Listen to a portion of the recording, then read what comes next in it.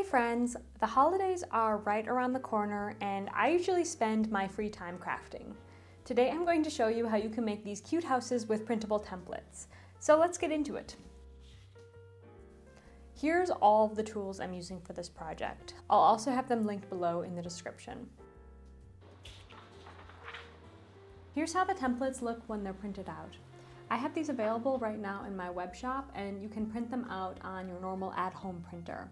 Here I have them printed out on A4 paper, but they're scalable so they work on any sized paper. You want to cut them out on the solid line. First, you want to prepare a slab. I typically go for 1/2 centimeter slab thicknesses, but in this project I prefer to use a full centimeter. I made a couple samples to start with and the full centimeter just felt more solid and comfy at this scale. Don't forget to compress your clay with a rib after rolling it out.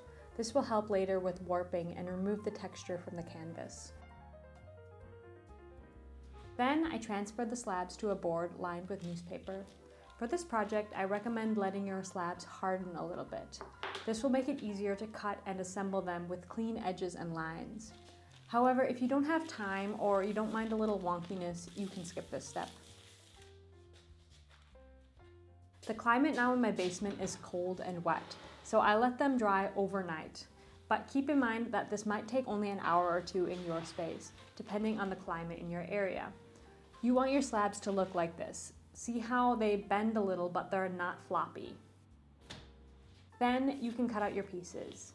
You want to cut out 2 of each template. I like to use a ruler when I'm cutting them out to keep my lines straight. And I'm also cutting with an X-Acto knife.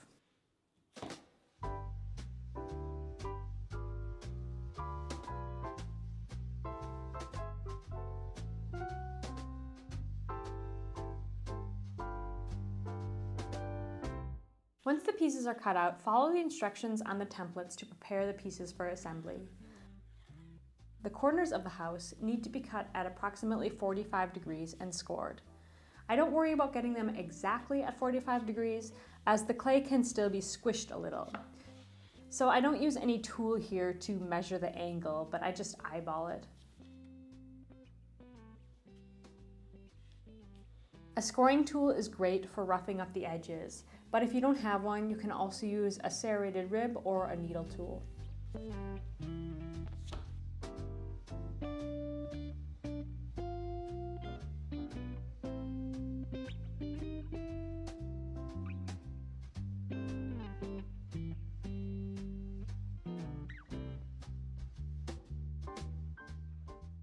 For the C template, which is the roof, you want to be careful that you have it the right way up, as it is a rectangle but it almost looks like a square, so it's easy to get the sides mixed up.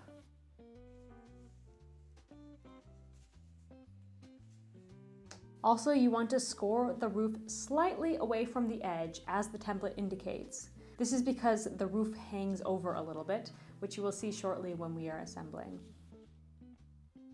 Now that our pieces are prepared, it's time to start assembling. You want to assemble the body first before the roof. I'm just using water here, but depending on your clay, you might want to use slip. Try to attach the pieces together at right angles and apply soft but firm pressure. It might get a little messy here as the slip squeezes out. That's a good thing. You can clean it up later with your finger or a paintbrush.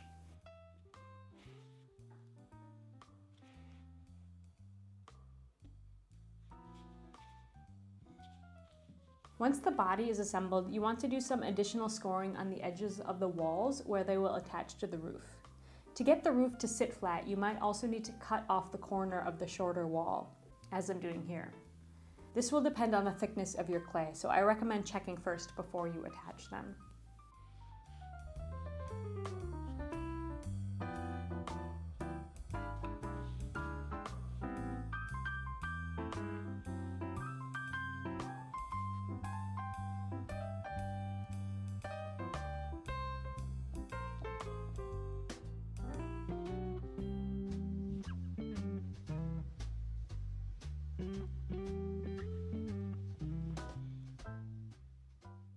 Now that your house is assembled, you want to add your details. Here, the options are endless. You can shape, stamp, carve, or cut. Here, I'm using my throwing knife to create a shingles pattern. On this one, I carved out lines using a trimming tool. You can also add pieces like a tiny wreath or some bushes out front. It's really endless. You want to cut out enough windows and holes to let light out, but leave enough walls so that the light can bounce around a little bit on the inside and you don't see the candle directly. If you want. I mean, do what you want.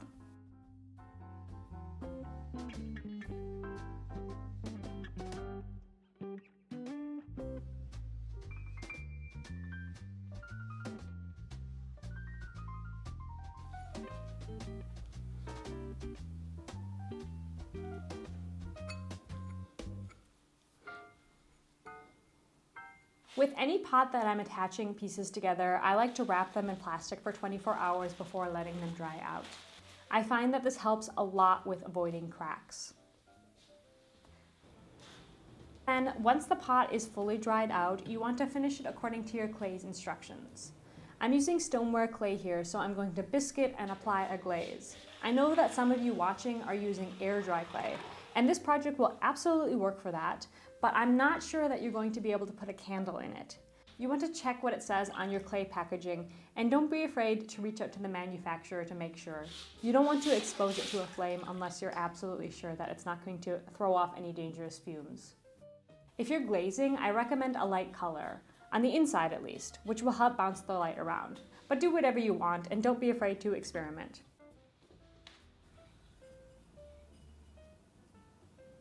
I think these houses are so cute, and I think next I'm going to play with the scale of the templates so that I can make a little village out of different sized houses. I think these will look so cute on a mantelpiece or a bookshelf as holiday decor, or honestly any time of the year. I hope that this video was helpful for you, and all purchases from now until Christmas will go straight to Stray Aid Montenegro, which is an amazing volunteer-run organization that protects and finds homes for stray dogs and cats in Montenegro, which has a pretty bad stray animal problem. They bring dogs all over Europe, and they're the shelter that brought our sweet Peanut to us. Happy holidays, everyone. I hope that you're finding warmth and peace with whatever family of your choosing. I will be back next week with another cozy tutorial. See you then. Bye, friends.